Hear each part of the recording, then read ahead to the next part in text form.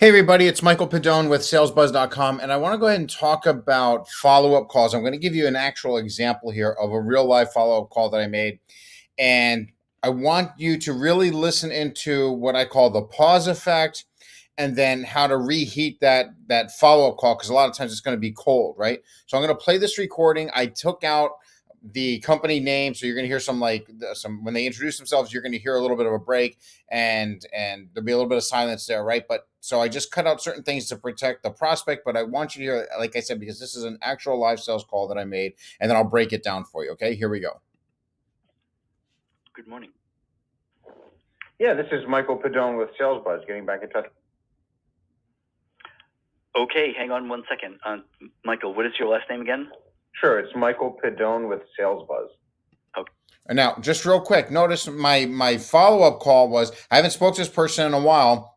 I'm kind of ghosting me. So my intro was I say my name, right? Hi, this is Michael Pedone with salesbuzz.com. I'm getting back in touch with, and then I said the prospect's name, right? And then he asked me again what my last name was, etc. Okay. So that's where we left off. Hang on one second.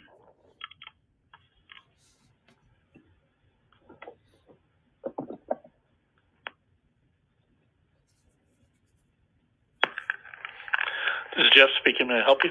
Hey, Jeff, it's Michael with SalesBuzz. How are you? Hey, Michael. Doing all right. How are you? All right. Now, this is a very crucial, trying to put those two words together, part, because when I say this, how are you? I'm not just doing it just because it's natural. I'm on high alert right here. Like all my senses are up, my antennas are up.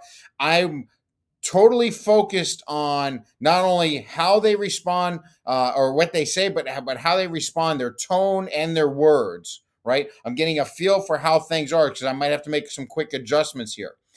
This is what needs to happen on every sales call. You, as a top salesperson, you need to develop these skills to where you know that when you're going into this call, I already knew what my introduction was going to be, as if the quote unquote gatekeeper answered, right? The person that answered the phone that wasn't the prospect. So I knew exactly what I was going to say, and I knew exactly what I was going to say by design once the prospect gets on the phone.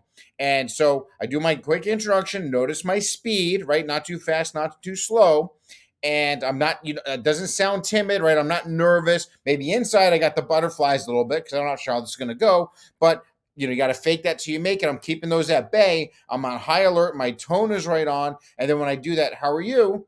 All right. I'm listening to see how this person is going to respond. Now I'm going to back it up just for a second so you can rehear all that. Okay. Hey, Michael. Doing all right. How are you? Let me back it up just a little bit more. See how that goes. This is Jeff speaking. May I help you? Hey, Jeff, it's Michael with SalesBuzz. How are you? Hey, Michael. Doing all right. How are you? I'm doing good. So I noticed it. Okay, so I got a decent response, right? You can tell, like, there's like, oh, I'm doing all right. How are you? Like, it's not jumping for joy, right? Like when you come home and your dog sees you, but it's not totally in the dumps, right? Because sometimes we get those calls too, right? Where they go, you can tell right out of the gate, they're like, oh, I really don't want to speak to you, right? So he's somewhere in the middle. So with that being said, okay, I know exactly. I'm going to follow my follow-up process now that I got them there. I know right where he's at. Now watch what I say. It's been a while since we had a quick conversation. I wanted to find out if, is the team, are they hitting their numbers, or does a little bit of a change need to be made? And if so, I might have some ideas that could help make it easier. All right, now a lot to unpack there in those few seconds. So I do the quick introduction, I gauge it, and then I take control of it. I go, well, I say, yeah, it's been a while since we spoke, and now instead of me saying, just calling to check in, touch base, see if you have any questions, which almost always ends in a failure, which is what 99% of the salespeople do out there because they haven't been taught anything different, right? Notice I come back in, I'm going right back to the pain point. I'm going to agitate that pain, scratch this. I have to see if that problem exists, because if there's no problem, nothing's going to matter. So notice I go right on in. It's like, hey, listen, basically I'm saying, did the problem get solved, or are they still having a hard time, right? And if so, I might have some ideas that might be able to help with that. Let's just listen to it again so you guys can hear it. This is super important. Conversation. I wanted to find. Let me back up a little more. Sorry about that. Good. So I noticed it's been a while since we had a quick conversation. I wanted to find out if, is the team, are they hitting their numbers, or does a little bit of a change need to be made? And if so, I might have some ideas that could help make it easier. All right, so he takes a deep breath. And again, listen, change is scary. So by me saying so, go, hey, are they doing this? Right? Are they doing well? Are they hitting their numbers, or are they struggling? And a change needs to happen. And if a change needs to happen, I might have some ideas that might make it a little bit easier. Now, keep in mind, we've already spoke, presentations before in the past, things of that nature. And it's one of those deals that kind of faded and, it went past the timeline, right? Missed the deadline, things of that nature. So now I need to try to resurrect it. And so by me doing it this way, I pushing that pain point again. In his mind, it's like it's yeah, that problem still exists. But then I also but change is scary, so I have some ideas that might be able to make it a little bit easier.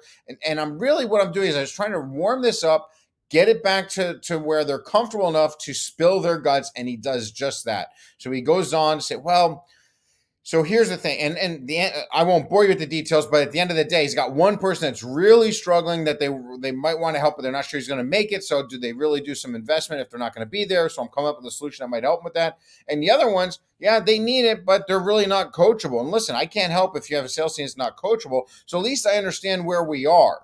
And then I have a couple ideas that we're like trying to get that to where I can get a piece of the pie in. And came up with a solution to start small, mitigate the risk on that 1% in case they're not there. I had a solution for that really piqued their interest. And now there's a chance that we're going to get some piece of it and it's bubbled up to the top. But more importantly, they shared their main concern that ended up coming up as a result after they were all excited about possibly doing something. And that's what happens sometimes with your deals is where they feel that they're really excited about it and then they fade. You don't know why. Well, sometimes something happened where it caused them to where even though they want to do it, they're not able to. And at least I understood why, and now I can come up with another solution. All right. I hope this example helps. We'll talk to you soon.